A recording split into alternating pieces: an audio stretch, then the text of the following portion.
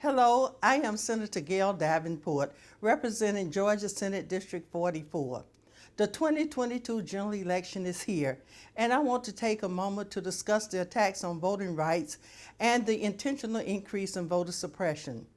Here in Georgia and across the country, we have seen drastic changes to our voting laws following record-breaking turnouts in the last two elections and despite a global pandemic. While these laws may look impartial on the surface, please understand they were specifically designed to target and suppress the black vote. In fact, America has a long history of limiting the power of black voters. We've seen similar laws before during the Jim Crow era, following the Civil War and the ratification of the 15th Amendment, which barred states from depriving citizens the right to vote based on race. But states could still impose voter requirements, also known as voter suppression tactics, such as poll taxes, literacy tests, grandfather clauses, and outright fraud and intimidation at the polls. And many southern states did enact these laws that severely limited the black vote for decades. We owe a great deal of gratitude to the courage, perseverance, and bloodshed of civil rights icons and activists across the South who fought these laws. They organized protests, sit-ins, boycotts, and marches until Congress passed the landmark Voting Rights Act of 1965, making most voter suppression tactics illegal. I think it is important to mention the Voting Rights Act of 1965 did more than just expand voting rights for black voters.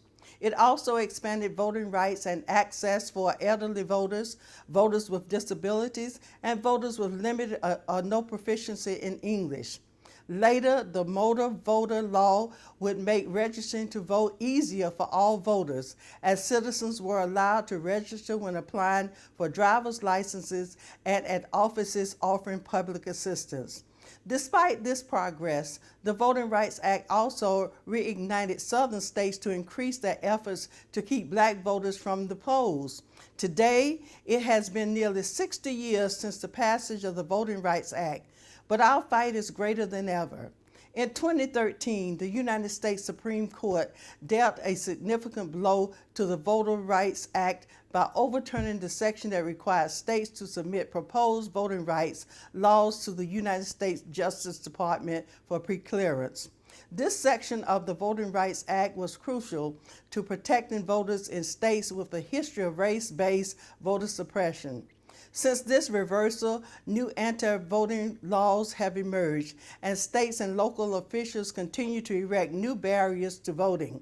In Georgia, new voting rights laws passed in 2021, reinstating restrictions to the ballot for voters throughout the state, particularly the elderly, the less fortunate, and minority voters.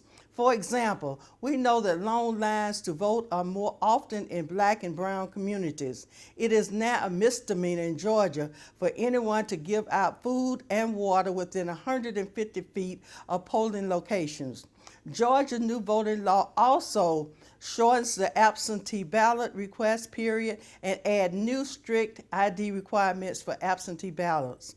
Runoff elections are shortened to 4 weeks instead of 9. County election supervisors will have less time to count absentee ballots and certify election results. In addition, the state legislature has now given itself the power to make it easier to remove local election officials. I must also mention the thousands of polling sites that have been intentionally closed in communities of color across the country. Incidentally, Georgia stands out as having closed more voting locations than any other state. These closures make it harder to vote, in some instances impossible for the very same citizens that the Voting Rights Act was passed to protect, such as the elderly, voters with disabilities, and rural voters. I focus on the intentional suppression of the black vote, but the right to vote is under attack for all Americans. In fact, our democracy is under attack without free and fair elections. We must defend and preserve the individual rights and liberties that the Constitution guarantees every citizen. For this reason, I am calling on Congress to pass the John R. Lewis Voting Rights Advancement Act. Restoring the Voting Rights Act would also mean the Justice Department can stop discriminatory laws before they go into effect. It would also protect the nonpartisan election officials who are just doing their jobs from intimidation and interference. Together, we must continue to fight by building on the current momentum of registering voters, educating voters, and getting voters to the poll. Then I need you to go to the polls on November the 8th and vote, and take someone with you. Every vote counts. Thank you for your participation.